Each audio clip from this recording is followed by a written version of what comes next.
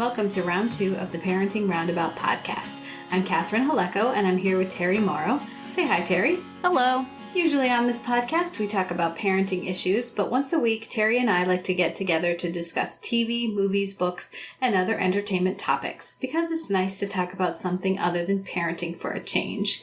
Yes. So this week, we watched another episode of The West Wing from season 5, and a meaty episode of Making It, the crafting show. Not sufficiently meaty. Yeah, if you not ask, enough ask for Nick, but there was some meat. So we watched that one. But first, we also caught up with another episode of So You Think You Can Dance. I was surprised that I actually liked the dances in this episode.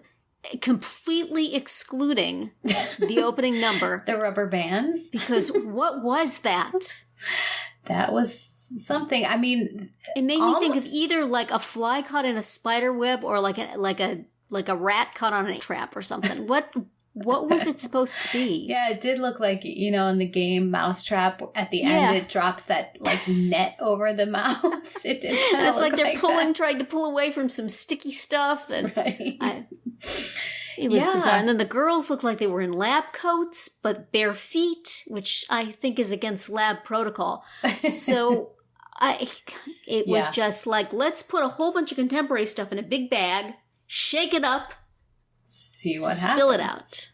Yeah, and it sort of set the tone for the whole day of being all about props. Yeah. Like many, whether there was a couch, there was the whole kitchen setup, there was the umbrella. They just kept going with it. And then when the girls did their little group number, they had those creepy masks. And yeah, it was prop night on So You Think You Can Dance for no apparent reason. Right. Just they thought it would be fun, I guess. And sometimes it was. I mean, I think that the umbrella was used very effectively, except I wish the style of the umbrella had been just normal umbrella. I guess it was supposed to be droopier around him or something, but that was a very cute number. Yeah, that was very cute. I liked that number very much, and I liked her dress very much. Mm-hmm. And the way it moved was beautiful. Yes. Yeah. Yes, it was very much. Yeah, and that's why I thought it was especially...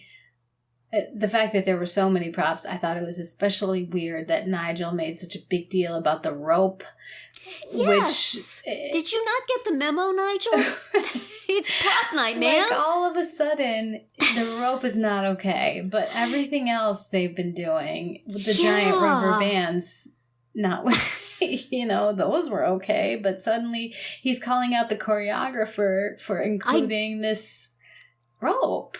I was amazed because I didn't think they ever called out the choreographer, because a lot of the times I felt like all these complaints you're making are because the dance they were given stunk. Yeah. But we have to say, yay to the choreographer! So they actually, boy, what did she do to tick him off? I know. That the dance got called out. They didn't cut back to showing her after he was that too. I was waiting to see. I thought at least when everybody else jumped on him that they would show her smiling and cheering. Right. But no, perhaps she either was, upset or making a rude gesture and storming out of the place. Right. Neither of which I would blame her for. No. But I did not think that was fair, because that looked really hard. Yeah, it did. And it was beautiful. And lots of facial emoting by Magda. Right, who then, for her troubles, and was Cole, sent too. away. I thought Cole did. I liked all his dances. His today was the very only much. Solo that I remembered. That didn't fly out of my head the second it was over. And the weird thing is that I thought he did really well all along, but they've sort of created a narrative, I guess, because he's not getting the votes, that the judges didn't like some of the stuff he did, which is bogus, because they've been happy with him every time. So for some reason, America just thinks he stinks. I don't know why. Yeah. But that's too bad, because I think Hanali's going to be happy to not be hugged so much. Mm-hmm. But other than that, I thought he did really, really well. I think it's too bad. Although he's going on tour, so it's not like they're falling off the earth. But right, that is a nice consolation for everybody who's getting eliminated. I thought from the very beginning they were setting up Magda to be the one to leave. I was not concerned about Genesee at all because it's like they kept picking on her. Even when she did that beautiful rope routine, they're complaining about the routine. Everything was like set up. So interestingly, at least if you believe this random wiki I found, Cole and Magda were the 2 oldest contestants by a little bit. Cole was, according to this thing, Cole is 24 and Magda is 28. Oh my gosh, ancient. And the next one down was 20. Then there's like a little cluster of 20, 19, and 18. I mostly looked because without the makeup and the stage hair and stuff, Hana Lee looks about 14. So I was like, what is the age limit on this show? Let me look and see. Supposedly she's 18. I think maybe the minimum is 18. Yeah. I think maybe she got herself a fake ID, but still. Well, she is doing something right because their Broadway number was great, and then they did the Cha-Cha with Sasha and Emma, another Dancing with the Stars crossover. I had seen that was coming, and then I completely forgot about it, and then I was so excited when I saw them. And that was a cool number. I liked that. That one had a chair, I believe. Yes. And a hat. Mm-hmm. Gotta have the props. Yeah, it's absolutely. So now, is Hana Lee going to be with Darius now? I was thinking about that because on the one hand, it's not really fair to them to have a new partner.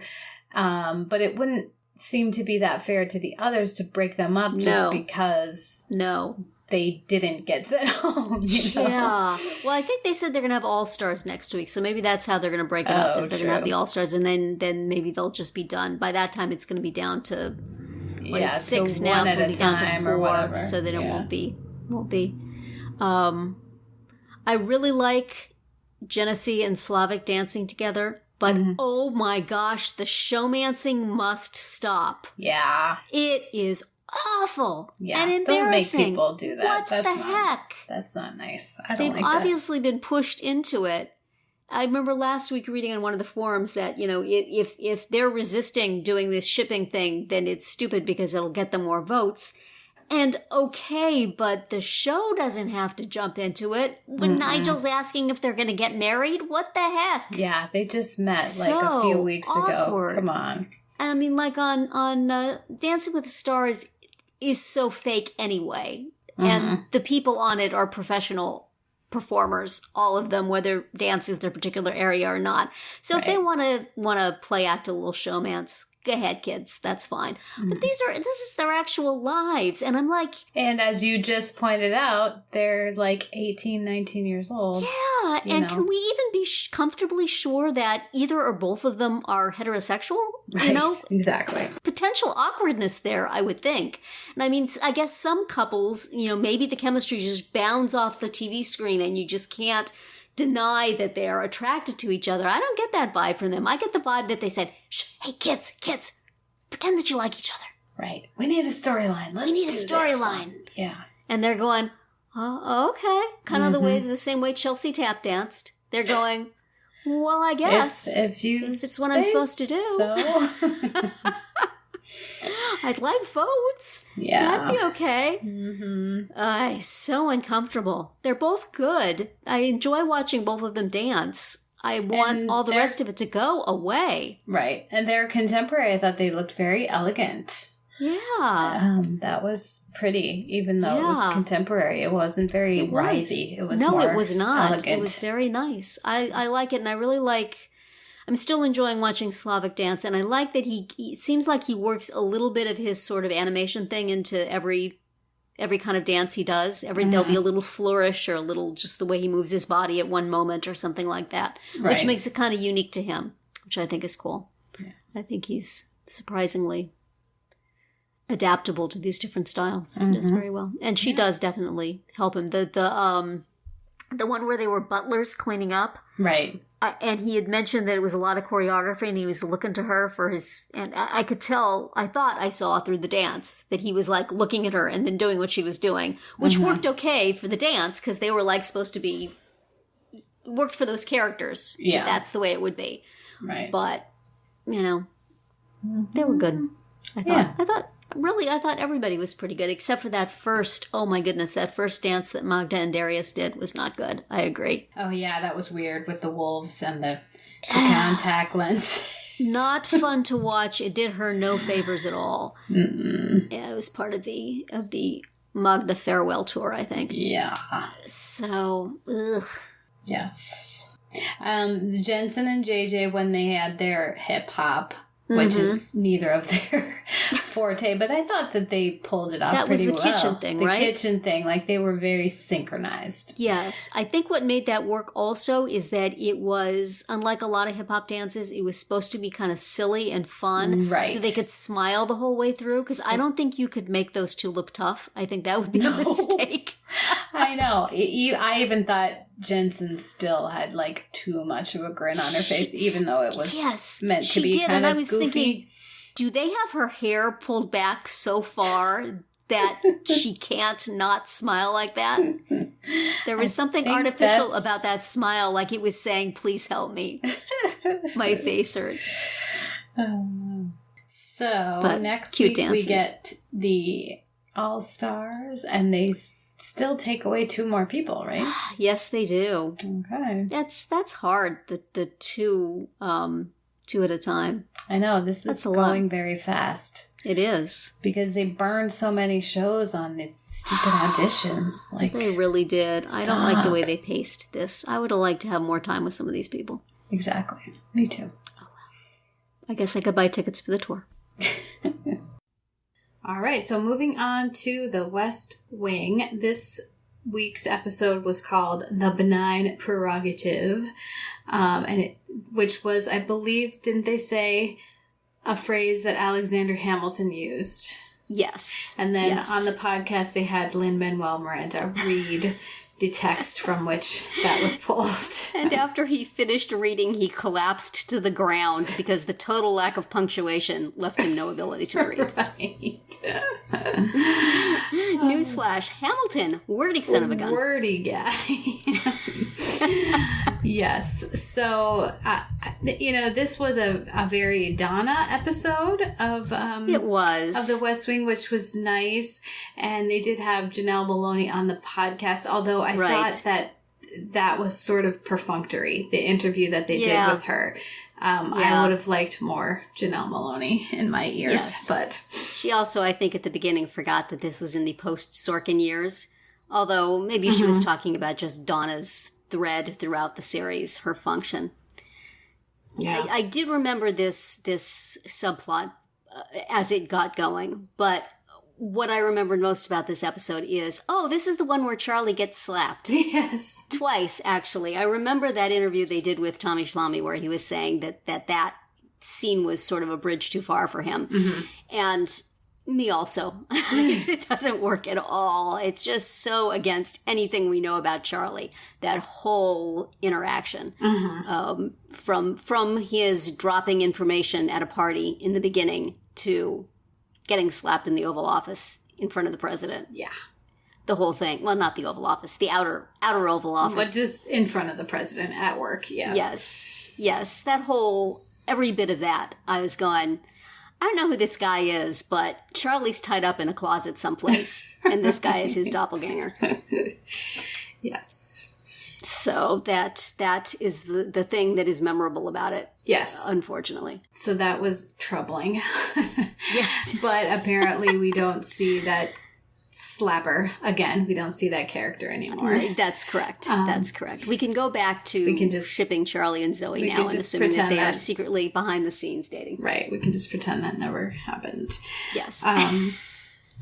So, put it out of your mind. But yeah, Donna, I mean, it was a really nice episode for her character, being asked to do something really difficult, to go through all these files of people who are asking for pardons and, to come out at the end of it and then be told like, pick 10 or pick 5 or whatever out of 36. And she just says, I can't, they're all deserving and I'm not gonna do it. Yeah. That surprised me a little bit because she's she's so loyal and she's so, like, willing to pitch in and do everything Josh needs. Right. You know, it was striking that she would refuse, basically. Yeah. Yeah. And it was a great win for her that they decided to go with her with that, except that there was the one they didn't, and that had such a sad ending. Right. And what did you think? They mentioned this a little bit on the podcast, that at the end, I think Janel said she wasn't so sure that Donna quite meant it when she said, yeah, what an honor it is to work for the president, that she seemed to have some reservations. I thought that too, but I thought it was about, and it makes sense that it was about the kid who killed himself. Right. But I also thought that the thing that Bartlett said to that woman was kind of off-putting and not appropriate. Yes. You better make something of your life now, or it will be bad for me, and it will be bad for everybody else. Yeah. And it's like, well, I mean, okay, if you want to give it the broader context, but don't make a point that it's going to be bad for you. Who the heck? This woman's been in jail for how long, and she's getting her life back. Here, let me put some added pressure on you, ma'am. Exactly. Let me just... I remember the first time I saw this, and I felt it the same this way. Just what a tone-deaf, awful thing that was to say, and that perhaps that was why Donna was looking at him like, at this moment, not so proud. Right. And that was so unnecessary, you know, and it went on so long. And oh my gosh. You know, it was a weird scene. I don't know what it was trying to achieve. Was it trying to say, you know, he's nervous about what he's done? Yeah, but you say that to somebody else. Right. You don't say that to this person that you've rescued. Mm-hmm. I just thought it was kind of awful. Yeah. And both, you know, in the human moment and also in the show, because this should be the, you know, let Bartlett be Bartlett. This is him rising back up to the guy we want to support and we want to be excited about. He shouldn't be saying that. He should be, you know, I'm so sorry that you lost this much of your life. Yeah. We're very happy to have the opportunity to give it back. And move the heck on, man. Right. You know, it's like, don't set up your podium and give your moralizing speech. Right. You've just done the State of the Union. Yeah. You had your chance. Done a nice thing. Shut up. Right. Yeah, that was unfortunate in so many ways. It just ended the episode on kind of a clunk. Yeah. You know, the thing with the kid was unfortunate, and, you know, whether he could have done anything differently, I don't know. But, boy, you sure don't get your money's worth with the Democratic Party in this case. Ouch. I feel like those people are going to go take their money back now. Yes, I think so. Yeah, that was interesting what they pointed out in the podcast, how he said, take him. Yes, and then that he was said, weird. Take him off the list. Because when he first said take him, it could have meant either thing. Like, I thought he meant take him, pardon him. Yeah. You know, but they were noting the similarity between that and the assassination. Right. And that Donovan's same name as Simon Donovan and all these coincidences.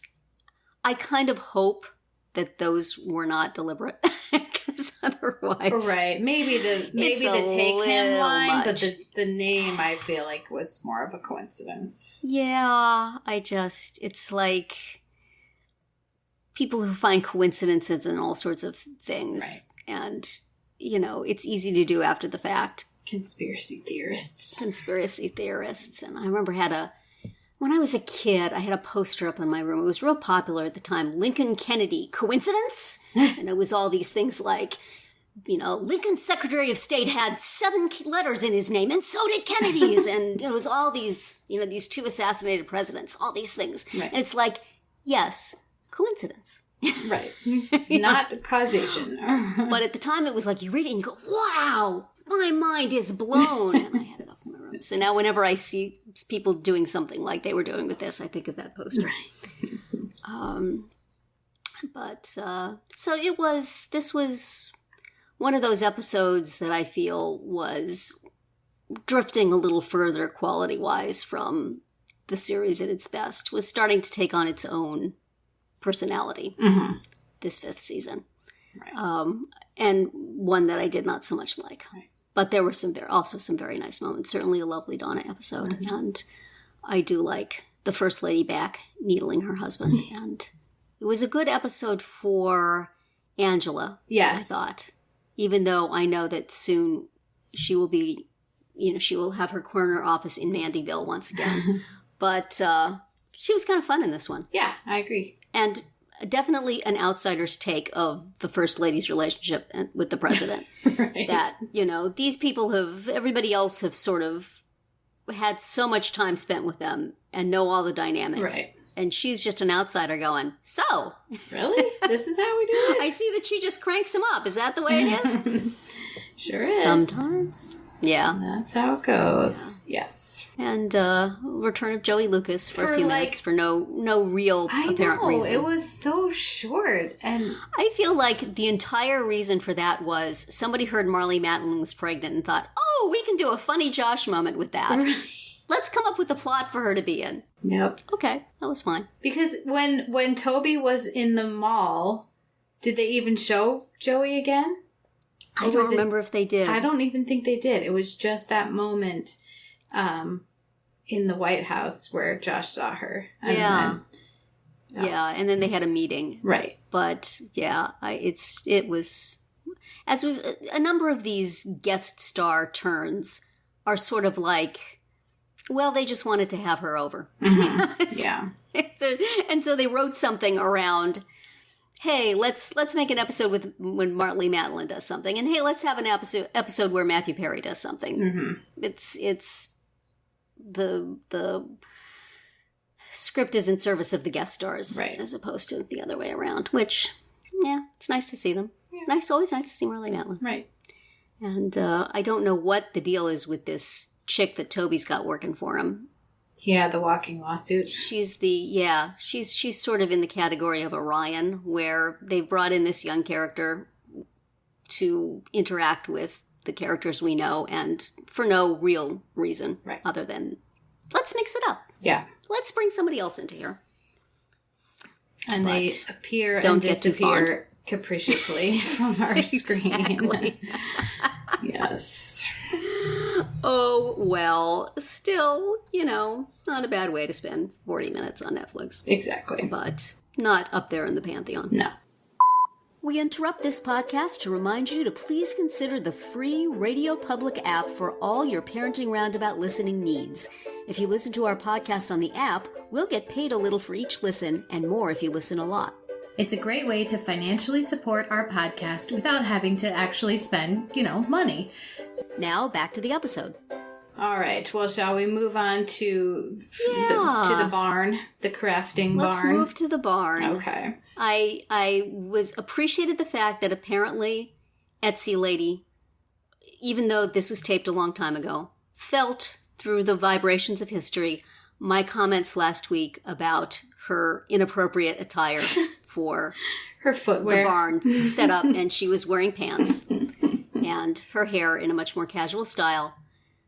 However, I have to say that her earrings are making me question her style and design savvy. And her life choices. Her life choices. Yes. What the heck, lady? Yes. Put the dinner plates away. Get some nice little studs. And give your ears a break. Oh my goodness. I cannot even imagine wearing those for the amount of time it took to shoot. I hope she just put them in and took them out every time the camera was off. Well, I bet they're very lightweight. I guess. But even so, wouldn't they get caught on your shirt? Wouldn't they, scratch your side of your face? They were large, is what I'm saying. Yes. They were large and not my taste. Right. Well, and the other thing that somebody heard in the universe was your plea to get rid of one of the two blondes. Yes. So that you could tell, because you couldn't tell them apart, because it had to be, It wasn't Nicole who got sent home. It was the obvious next step. Mm-hmm. Yes. So I still don't know which one she was. Well, she was the one who not the one who made the heart with the eyelashes on the first week. Okay. Was she the one who made the rainbow? No, that was the heart the and the same rainbow person. Were the same one, right? Okay. Both of those were Joe. All right. So what did Nicole do in the past episodes? Oh, boy. She was like Feather Hair Lady before this one. This one she had her hair back. I'm trying to think what her fort... Oh, hers was the tiny butterfly fort. Oh, that's right. Yes. If that helps you identify her. It does somewhat, yeah. Butterflies and rainbows and hearts were still all in the same design aesthetic here. Right. And this week, for her outdoor party setting, she did hanging chairs. Yes. And like a weird combination of musical instruments and a ring toss game. Right. And I really didn't think it was fair that she got dinged because how are you going to find a place to hang these chairs? Yeah. Like, well, she did something creative and, like, I don't know. I just felt like that wasn't relevant. Like, I feel like that's a thing where they should have to submit their plans at the beginning, and if there's a logistical problem like that, somebody should mention. Most people don't have something to hang chairs from in their backyard. And if you don't, then it's really kind of not fair. I also thought that other blonde lady who could easily have gone home didn't really have much going on. I mean, I guess she dyed all that stuff. Right. But the end result was... But those chairs did not look like they would be comfortable. Well, and also, as they did point out to her in the commentary, then you couldn't see the pattern of what she had dyed because she cut it into tiny pieces. Yes, other than the little tablecloth. And what was even her... I don't remember what her thing to do was. I don't either. Was that the giant cribbage set? Yeah, it was. All right, well, that took some work. There was some... Yeah, I think either of them could interchangeably have gone, as befits their entire time on the show. Right.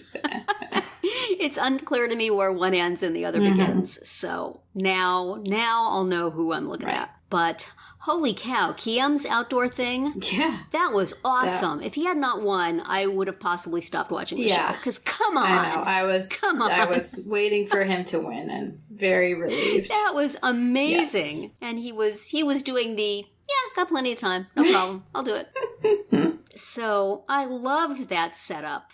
That was so cool. And those chairs looked like by far the most comfortable seating of anybody. Now, I don't know, maybe they were faking it and they were really bad, but unless they fell apart. Well, I mean, so many people did like stools or things that didn't have backs. Yeah. And that, you can't sit like that for very long unless you're 5. No, I did really love them all trying to sit in the inner tubes. Yeah.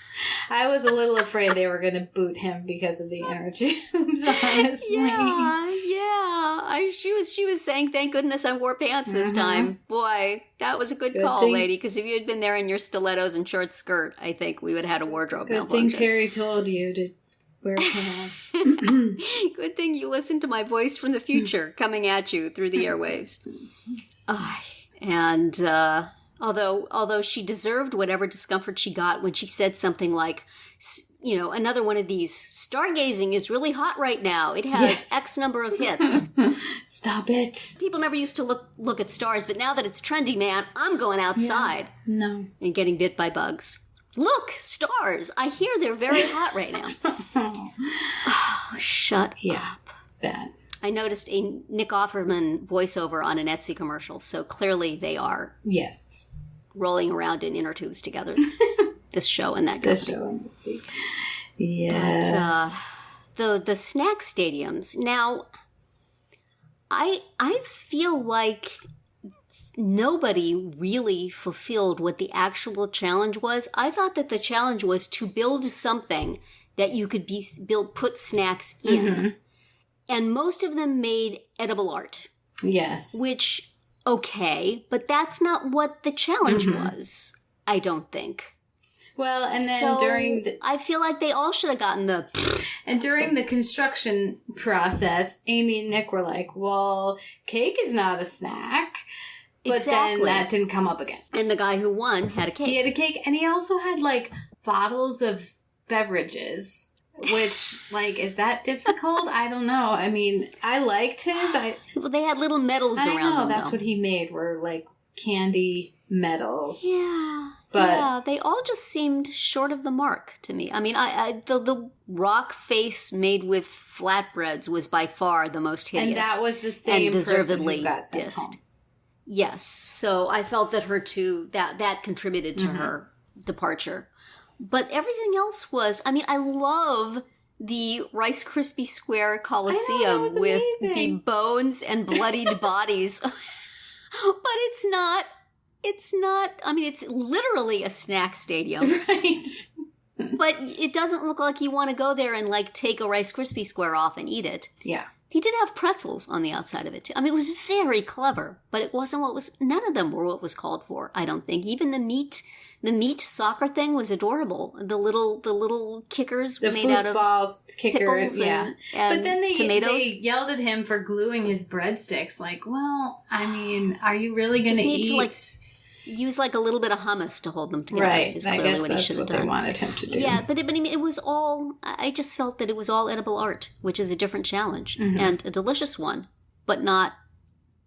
Well, and also one that we've for. seen on a lot of other shows. Right.